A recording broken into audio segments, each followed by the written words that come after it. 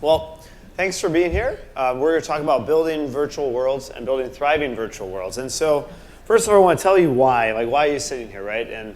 And your problem is rising user acquisition costs. And my problem is the same problem, rising user acquisition costs. And according to previous talks, we're not actually supposed to complain about this, which is fine. And the reason we can't complain about it is because we need to market, right? And so the combat for rising user acquisition costs really comes down to player retention. And by retaining those customers and engaging those customers, that is the way to make profit. So once you've spent your pretty pennies, now you need to be able to make them back and make money. So I'm going to break this down into 3 areas. One is R&D phase of a project, basically the design elements of the game of what we've found that really engages customers. And the second one is the publishing phase, and how you engage customers with how you communicate with them. And the third one is kind of like the buzzword of the whole thing is live ops, right?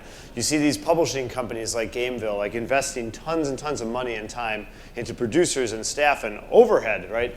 And there's a reason for that. It's because content is king here. So to break this down, our story comes from this product called Parallel Kingdom. So this is a location-based role-playing game that we made out of college. And in a short summary, you're a little character. You move around on a Google map, and you build buildings, and you plant flags, and you conquer territory, and you wage war against your neighbors. And that's our game. And we make money the same way everyone else makes money, right? It's virtual goods. So this is like the pop culture of our industry. And so we basically people download the game for free. You buy a currency. You know this. But the key thing on this one is if they keep playing the game, they repeat and buy more. And that's a really important element that we're going to dive into more detail. To break down for us, about 30% of our revenue comes from purchasing swag, which is like character customizations. So your little character, your little 20 by 20 pixel head. And when I was a senior in college and we were making the first version of this game, if I would have realized how valuable that little head was going to be, I probably would have made it bigger than 20 by 20 pixels. But at the end of the day, even with 20 by 20 pixels, we can sell swag for about $5 a crack, and it works out pretty well.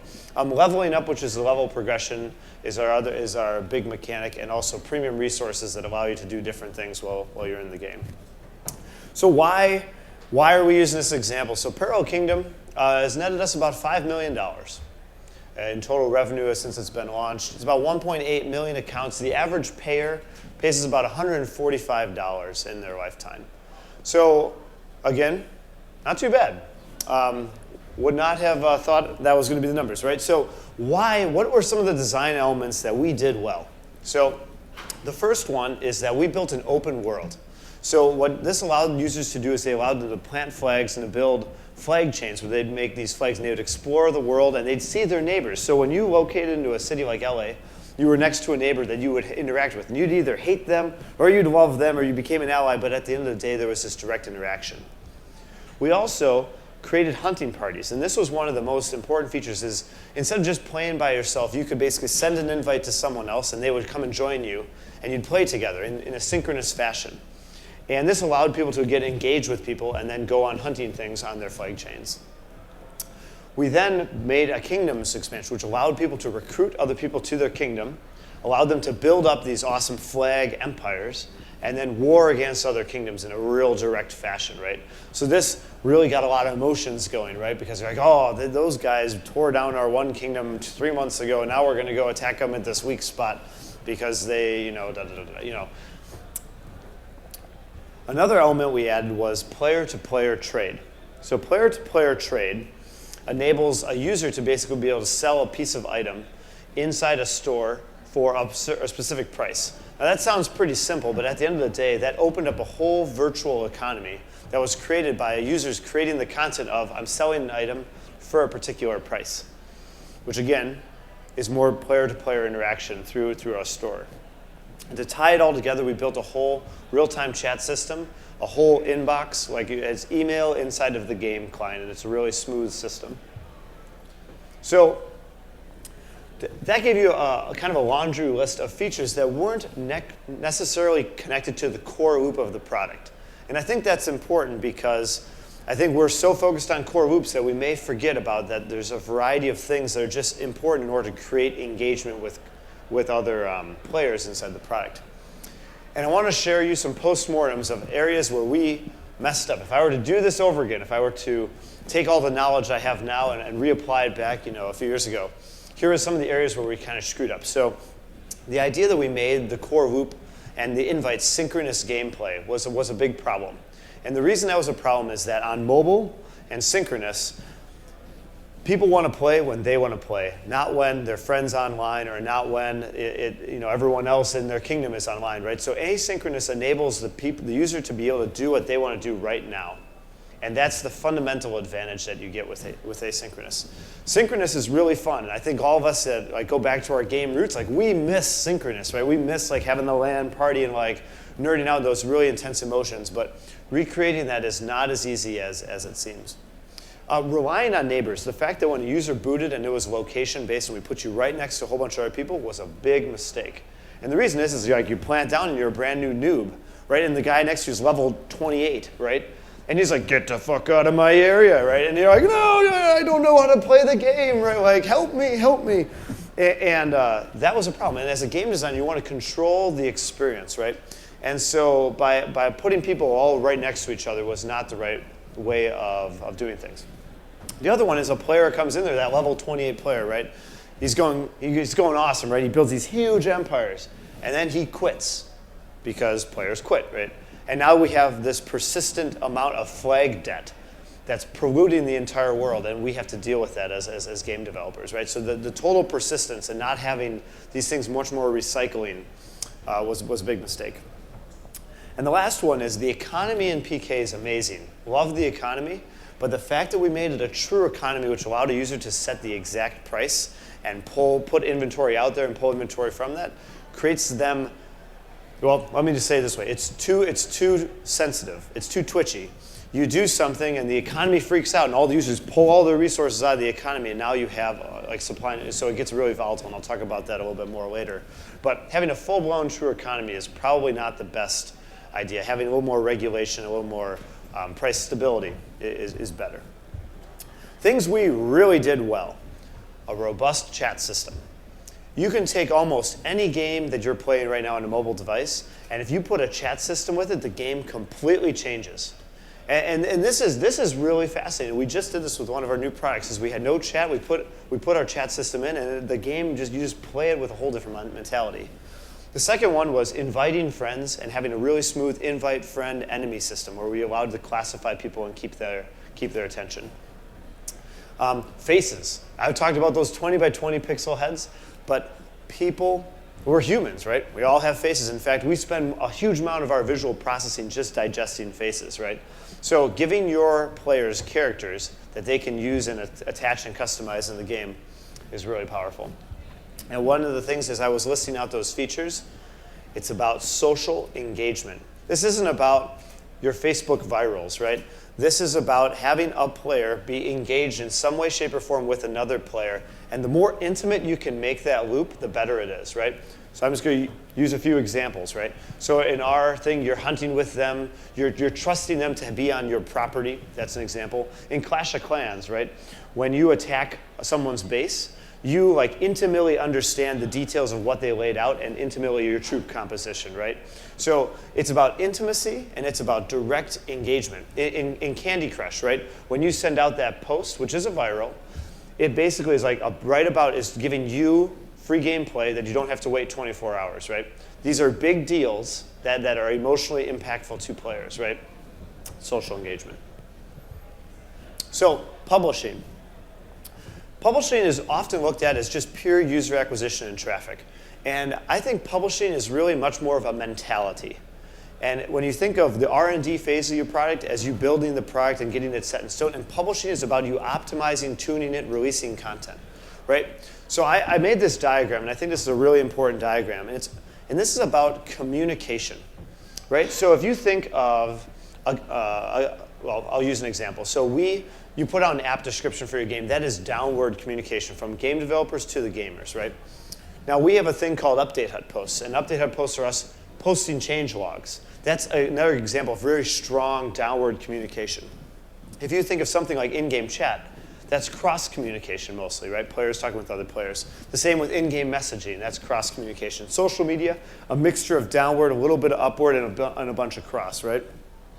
A game form is a really fascinating thing that we've found that has a lot of cross-communication, but has pretty good downward and upward communication, very robust. And app reviews in like Google, now that you can reply to these things, you can kind of do this. So the reason I made this diagram is when you think of your product, or you think of what you're working on, right?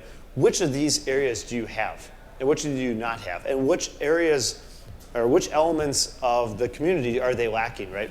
Are your players not talking to each other?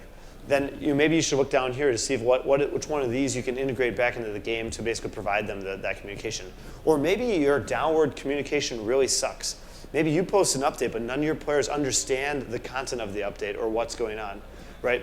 So marketing, publishing, and communication is literally 50% just about communication to the user base. When you'd think when you own the property that this would be easy, but we all suck at this, right? And it's kind of ridiculous how much we suck at this. And even people who know they need to do this, like I'm thinking way back to the old Farmvilles and Zyngas, and you'd have 16,000 pop-up windows of all this crappy communication that they're trying to give you. Like, the user's not digesting that, right? So understanding how to communicate is really one of the most important elements to deeper player engagement. And all this yields to higher profit, higher monetization of the users you have in your product. So with engagement, so the next question that's often asked, like with this, like, oh, so you put in all these communication things, what are you doing with them? And it comes down to this. If you're a game developer, you should be responding to your players' questions. That's the first thing you do. And if your players aren't asking you any questions, then you ask them a question. What do you like about the game? Would you rather have this or would you rather have that, right? So if you're not getting questions, then you got a problem, right? And just ask them a question. And eventually they'll get so used to this, they'll build this rapport with the game developers. There'll be a whole like view, they'll have a whole perception of the game developers rather than you being the crazy thing way over yonder making this in some country, right? Like, no, you're an intimate group of people, you communicate with them, and you have rapport. So it comes down to just doing two things, answering questions or asking questions. So update HUD posts. This was a very important thing for us. So we posted updates, and a lot of companies are posting updates. All our update HUD posts are change logs. You take the dev change log that's going through QA, and you just like put a little marketing speak to it, put a little art, and post it. That alone is an immensely valuable thing for your players to know. Like, they read that stuff, and they're like, ooh, okay, level 7's coming here, and this is updated to that, and oh, okay, and they get excited. And what's fascinating is if you take those change logs and you post them 3 weeks before you actually launch the content, now you have anticipation. Your players read and say, shit, that stuff's coming. I'm so excited. I'm not going to quit because I'm getting ready for this thing, right? And so that anticipation is an extremely strong emotion. And for many of you who are either this type of person or maybe you're married to this type of person, when you're planning for a trip, which is more exciting, going on the trip or preparing for the damn trip, right? Anticipation is oftentimes stronger than the actual playing of the game, right? So like change logs, previewing change logs, pacing all this stuff out, understanding the schedule is all important to keeping those DAUs up and keeping them engaged in the game.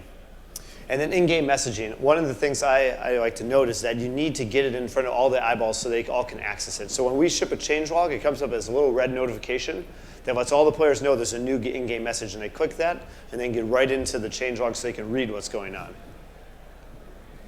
So curating a list of beta testers. So we had a very robust beta tester program in our product, and this comes down to, I think, two really important things. One is if you just literally find this group of beta testers and you just send them beta builds and you have automatic error reporting, you already saved yourself probably thousands of dollars, because at the end of the day, they just download the product, play it a little bit, the crashes come back, and you fix them before you go live with a much bigger audience, right? And if you can get all those early errors out of the cycle on all these hundreds and thousands of different device types before you actually launch global, like that alone is worth it.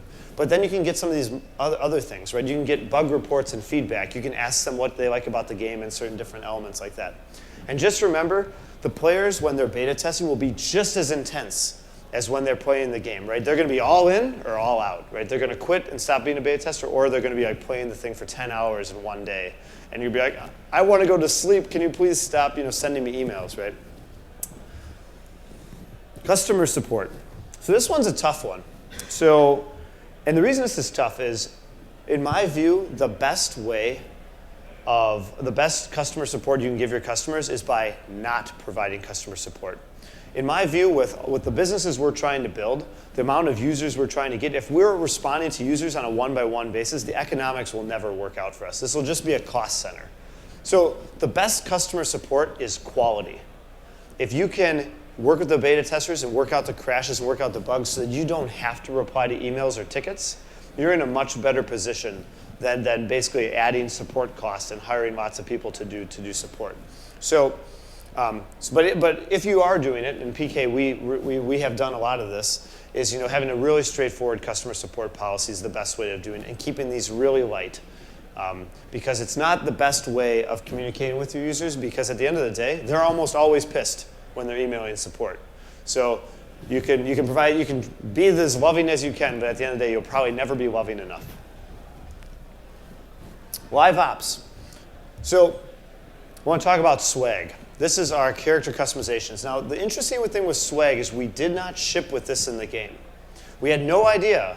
The faces were just faces. We all look the same, and we accidentally learned that people don't want to look the same, and that's kind of obvious, right? And the way we learned this is we sold them a hat on a Christmas day. I was just feeling, I don't even know why we did it. I was just like, oh, let's sell them a Santa hat, And we did this, and they sold ridiculously well. I'm like, wow, that's odd. And so we was like, well, let's sell a Valentine's Day something, right? And then it went from hats to outfits to weapons to all this other crazy cool stuff, right? So we sell these in limited time, and so in our live ops, we did a lot of optimization with how we sold what. And I think that kind of illustrates is you can unlock 30% more additional revenue in a recurring fashion if you just kind of futz with the things that people are interested in buying. Now the economy. So I mentioned about the whole pricing thing, and we have a whole virtual economy in our business. And so I've learned a few things about virtual economies, and they're in many ways similar to real economies. Don't touch them. When you touch them, they will freak out, right? And so there's a lot the government can learn from this, But so and I mean this seriously, and this is how it happens, right? So if you operate the knobs too dramatically, right, the players will see volatility and not understand what to do, so they freak out and they make decisions. So they speculate and act, and those decisions then oscillate into this huge ass thing, right? So small adjustments is how you combat economy things. So let's say you ship something and there's a little inflation happening. You have to counteract that, right? So you make a small adjustment to try to get the inflation back under control. And there's a lot of things I wish I could just play with this thing, because I'd be just messing with people's minds. But at the end of the day, just let it go and let the libertarians have their free markets. So, okay, competitions. We like to compete. Almost everyone likes to compete. People think that this is only a male thing. That is such bullshit, right? Competition is everywhere. We just, as humans, this is just the style's different. So we found weekly races where people are racing for different hats that they can win, or weekly tournaments, or rewards, or comparisons, or leaderboards, all this stuff. The more you segment it out, the more users strategize about it. Oh, I'm going for this one because this one has this reward, and I'll beat them this week because I'm all ready and finals week is over, so I can really work on this. So, having competitions is really valuable. We put our business, just as we bootstrapped our company. We didn't have any money when we started this, and so we weren't able to afford to build this whole crazy thing, right? So we broke all of our product development into phases, which we called ages. Exploration, gathering, emergence, kingdoms, ascension. So we broke our content down, and this was actually really, really intelligent because we built the game in chunks. If you guys are thinking about any game project, you have to build it in chunks. No one is willing to take enough risk to allow you to pay to build the whole thing up front, right? So, and this sets you up for live ops in a much better way, as you're preparing for content. And so since you're preparing for content, you have a roadmap. It gives you a better understanding of what you can build and when you ship certain things. So, to recap, in design, stay focused on features that have social implications and social engagement. This includes motivation. In publishing, build strong downward communication and build in a few avenues for cross-communication between your player base. And focus on quality over support. In live ops, you need to plan for content. You need to have a content roadmap. You need to have a budget for how much the content's going to cost and how much content is going to entertain your player base. Get user feedback using those communication channels so you can adjust the content to make different things that they actually like. And then know and have a plan for how it's going to be messaged and how it's going to be consumed by the users. With that, thank you so much for your attention, and hopefully you guys are going to get a beer soon. Thanks. Yeah, sure. We have some time for some questions, so go ahead and hammer away. Yep, go ahead. So,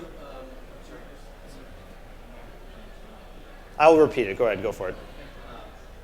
in your game, you have players selling to each other. Yes. How does that work in the App Store environment? I mean, Yep. So yeah, the players are selling virtual content to other players. They make a virtual currency, they make our premium currency. Okay. They sell it for premium currency. They get most of the premium currency, and then we take a cut from it. And so Apple doesn't care. And the reason they don't care is you're never liquidating that currency out of the application. And so Apple's a little Apple needs to keep them inside of applications, and then Google actually allows you to change the currency throughout multiple applications. So the short answer is the platforms don't care. Yeah. Next question. Yeah. You spoke about persistence or total persistence and finding out ways to basically just take them out completely once someone is left or becomes inactive. How do you balance that between, obviously if that's a big player and they're level 51 or 100 and they've got this giant space because they've invested all the time, but they had to quit for whatever reason, maybe they're a college kid that went to school or had How do we deal with that? Yep.